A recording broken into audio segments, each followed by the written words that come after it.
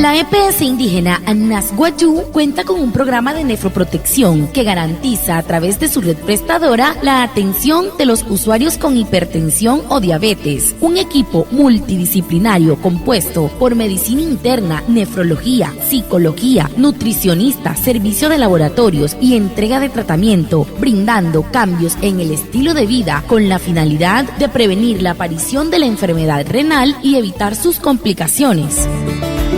Suru GTPSI Anas Guayú es su amante programa Nefroprotección Monaca. Pura panza en Tinscuatpa, Terrajana, Capuna Guayú, Zucar Gananasha, Ayu Cananay, R.E. Pushuarena, hasta Chican Purero, Macati Medicina Interna, Nefrología, Psicología, Nutricionista, Otam Cipri, Yun, Nashahan, Guanepi, Pura los Tuina Cuep, Anay Hanainaya, Pura Sahata Patu, Anay Hanainayo, Tazuntra, Guanepi, Tuanuri, Katsana en el Chico, Tasana en Pana, Guayú, Muncan no hay reniza la